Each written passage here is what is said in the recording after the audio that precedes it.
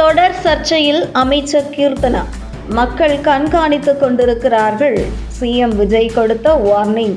குறுகிய காலத்திலேயே அரசியலில் வேகமாக உயர்ந்த அமைச்சர் கீர்த்தனா தற்போது தனது சாதனைகளுக்காக அல்ல, அடுத்தடுத்து எழுந்து வரும் சர்ச்சைகளுக்காகவே தலைப்புச் செய்திகளில் இடம்பெற்று வருகிறார். இதனால் அவரது அரசியல் எதிர்காலம் குறித்தும் அமைச்சர் பதவி தொடருமா என்ற கேள்வியும் அரசியல் வட்டாரங்களில் எழத் தொடங்கியுள்ளது. அமைச்சராக பொறுப்பேற்ற முதல் நாட்களில் இருந்தே கீர்த்தனாவை சுற்றி பல விவாதங்கள் உருவாகின.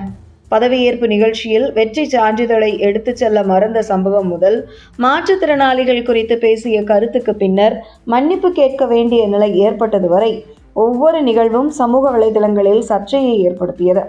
அதன் பிறகு தனது சொந்த மாவட்டமான விருதுநகருக்கு சென்றபோது அரசு வாகனத்தை கட்சியினர் பயன்படுத்த அனுமதித்ததாக எழுந்த குற்றச்சாட்டு அடுத்த சர்ச்சையை ஏற்படுத்தியது. இதனுடன் தொழில் முதலீடுகளை ஈர்ப்பதற்காக சமூக வலைதள ரீல்ஸ் மூலம் தொழிலதிபர்களை அழைத்ததும் விமர்சனத்திற்கு உள்ளானது. இந்த சூழலில் ஜூலை 3ஆம் தேதி திருத்தங்கல் அரசு பெண்கள் மேல்நிலைப் பள்ளியில் நடைபெற்ற ஆய்வின் போது நடந்த சம்பவம் மேலும் பெரிய விவாதமாக மாறியது. ஆங்கிலத்தில் கேட்கப்பட்ட கேள்விக்கு மாணவி பதிலளிக்காததால் கடைசி பெஞ்ச் மாணவர்களை ஒப்பிட்டு அவர் பேசியதாக கூறப்பட்ட கருத்து கடும் எதிர்ப்பை கிளப்பியது. இந்த விவகாரத்தை எதிர்க்கட்சிகள் தீவிரமாக கையில் எடுத்தனர்.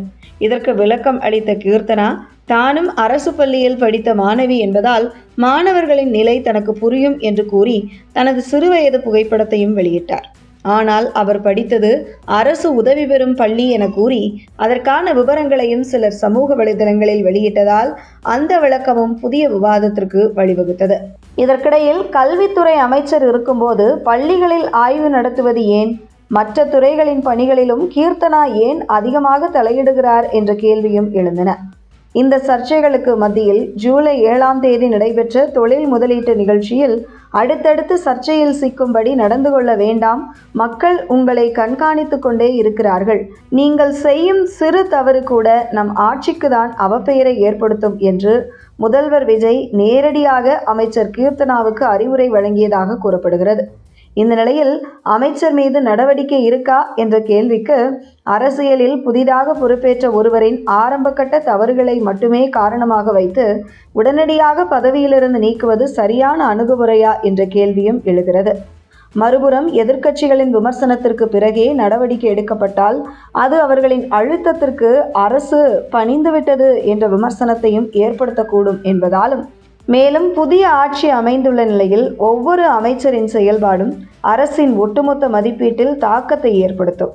எனவே சர்ச்சைகளில் சிக்குவதை விட தனக்கு ஒதுக்கப்பட்ட தொழில்துறை பொறுப்பில் முழு கவனம் செலுத்தி செயல்படுவது அமைச்சர் கீர்த்தனாவுக்கு முதல்வர் மட்டுமின்றி சீனியர் அமைச்சர்களும் அறிவுரை வழங்கியிருப்பதாக கூறப்படுகிறது.